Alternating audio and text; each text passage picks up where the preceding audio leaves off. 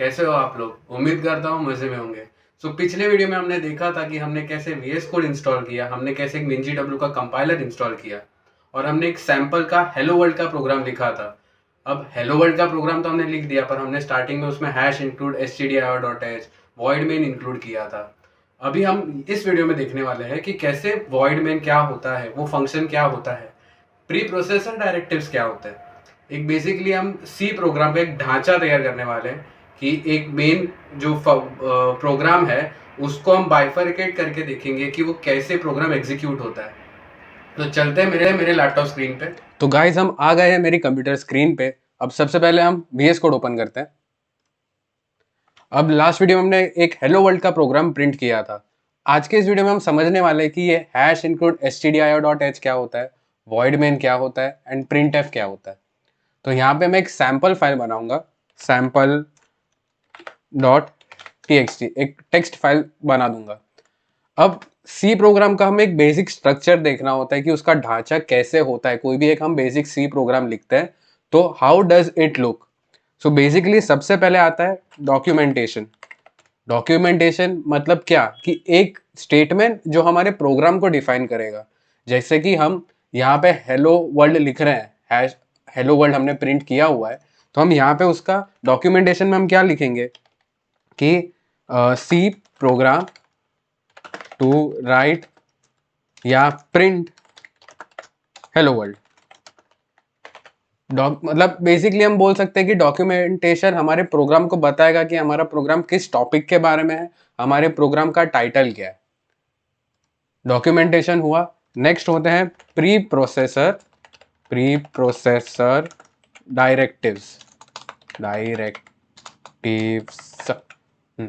Pre processor directives वो होते हैं जो इनबिल्ट फाइल्स को हमारे प्रोग्राम में लिंक करने के लिए मदद करते हैं और इसके मदद से हम लिंक्ड फाइल्स के इनबिल्ट फंक्शंस को यूज कर सकते हैं।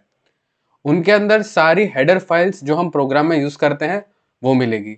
जैसे कि यहाँ पे #include stdio.h यूज किया हुआ है, इसको हम हेडर फाइल्स बोलते हैं।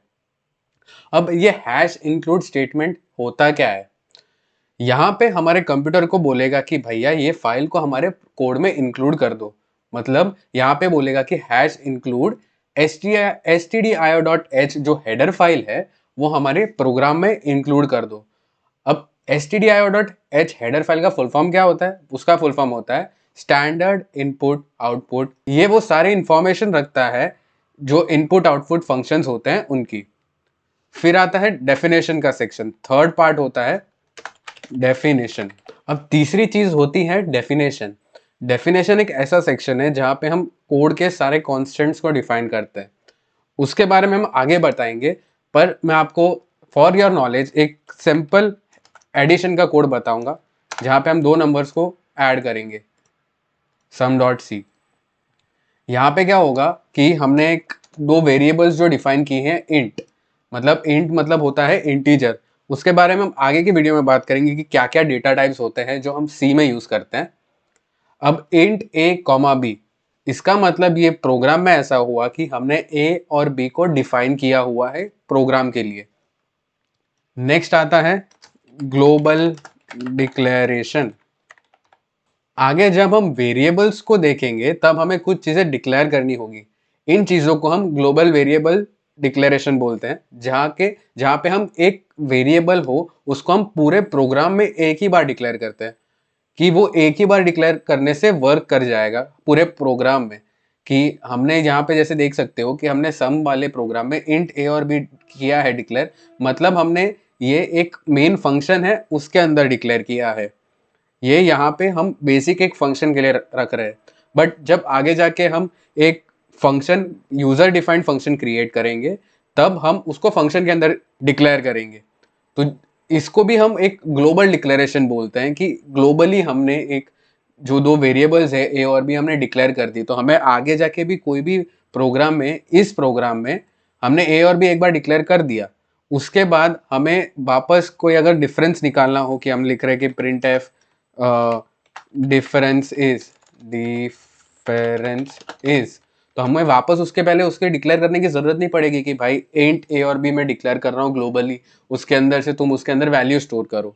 तो ये ग्लोबल वेरिएबल्स का मतलब होता है कि हम ग्लोबली कोई भी चीज़ को डिक्लेयर करें और वो वापस यूज़ नहीं करने की हमें ज़रूरत पड़ेगी। फिर आता है एक मेन फंक्शन, मेन बोल सकते हैं हम पूरे प्रोग्राम की सबसे मेन चीज़, उसको बोलते हैं मेन फंक्शन। अब मेन फंक्शन होता क्या है? हमने जैसे कि ये प्रोग्राम में देखा था वॉइड मेन। वॉइड मेन क्या होता है? हमारे पहले बात करते हैं कि मेन फंक्शन क्या होता है। मेन फंक्शन एक ऐसा फंक्शन होता है जिसके बिना कोड चल ही नहीं सकता। कोड का जो एग्जीक्यूशन होता है वो मेन फंक्शन से ही स्टार्ट होगा। अगर मेन फंक्शन नहीं हुआ तो कोड विल नॉट एग्जीक्यूट। अब ये मेन के आगे जो हमने ब्रैकेट्स लगाए हैं, जैसे कि आप देख सकते हो, ये ब्रैकेट्स हमने क्यों लगाए? इन ब्रैकेट्स को हम पैरेंथेसिस बोलते हैं।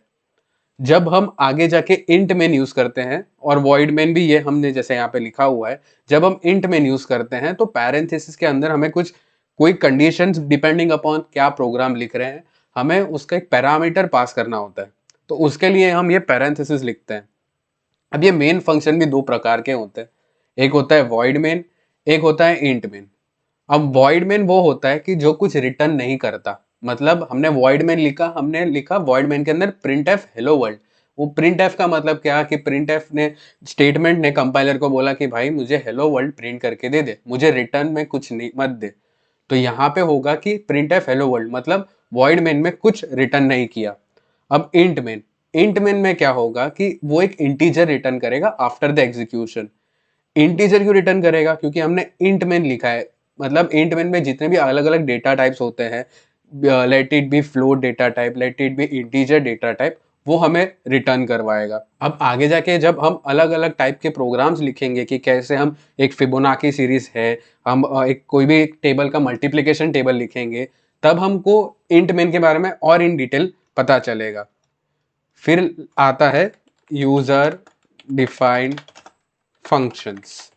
अब नाम से ही हमें पता चल जाता है कि यूजर डिफाइंड फंक्शंस क्या है, कि वो यूजर के रिक्वायरमेंट से ही काम चले, रिक्वायरमेंट्स के हिसाब से काम करेगा। जैसे कि हम कोई एक फंक्शन बनाए कि सम, कि हमें एक फंक्शन के अंदर वो एग्जीक्यूट होना चाहिए कोई भी चीज। जैसे हमने यहाँ पे देख सकते हो वॉइड में एक फंक्शन है, वैसे ही हम जब आगे जाके यूजर के हिसाब से फंक्शंस डिक्लेयर करेंगे, उन फंक्शंस को हम यूजर डिफाइंड फंक्शंस होंगे। जैसे कि हम कोई चीज का कलर डिफाइन करें, कोई चीज का सम डिफाइन करें, कोई चीज का डिवीजन डिफाइन करें, वो यूजर डिफाइंड फंक्शंस होंगे। अब लास्ट में आता है एक रिटर्न फंक्शन जो कि एक वैल्यू रिटर्न करेगा। सिंस हमने पहले पढ़ा कि वॉइड मेन जो फंक्शन है वो कुछ चीज रिटर्न नहीं करता, तो यहाँ पे हमने रिटर्न फंक्शन नहीं लिखा हुआ है। जब हम इंट फंक्शन लिखते हैं कि इंट मेन हो, तो उसके लिए हमें रिटर्न फंक्शन की जरूरत पड़ती है। तो बेसिकली ये था कि हम कैसे एक बेसिक स्ट्रक्चर सी प्रोग्राम का लिखे, कि सबसे पहले हम डॉक्यूमेंटेशन लिखेंगे जहाँ पे हम उसका एक बेसिक इन्फो दे देंगे कि C program to print hello world. Next होगा प्री प्रोसेसर डायरेक्टिव्स। वो क्या होगा कि वो हमारे इनबिल्ट फाइल्स को हमारे प्रोग्राम में लिंक करने के लिए मदद करेगा और उसके लिंक्ड फाइल के इनबिल्ट फंक्शन को यूज करने देगा। उसके अंदर हुआ था stdio.h। stdio.h क्या था कि वो था एक स्टैंडर्ड इनपुट आउटपुट फंक्शन। वो सारी इंफॉर्मेशन रखेगा जहाँ पे हम इनपुट आउटपुट फंक्शंस यूज करते हैं। नेक्स्ट होगा डेफिनेशन का सेक्शन, कि हमने डिफाइन किया कोई भी चीज़ कि हमारे कॉन्स्टेंट्स है, भाई ये मेरा कॉन्स्टेंट्स है, मैं ये यूज़ कर रहा हूँ। फिर आया ग्लोबल डिक्लेरेशन। ग्लोबल डिक्लेरेशन में हम जैसे सम वाले प्रोग्राम में देखा कि हमने ए और बी को ग्लोबली डिक्लेयर किया, कि हमें वापस डिक्लेयर करके वापस कोड एग्जीक्यूट करने की जरूरत ना पड़े। फिर आया मेन फंक्शन। मेन फंक्शन में हमने समझा कि वॉइड मेन क्या होता है, कि वो कुछ वैल्यू हमें रिटर्न नहीं करता। इंट मेन क्या होता है? इंट मेन ऐसी चीज होती है जो हमें इंटीजर वैल्यू रिटर्न करती है।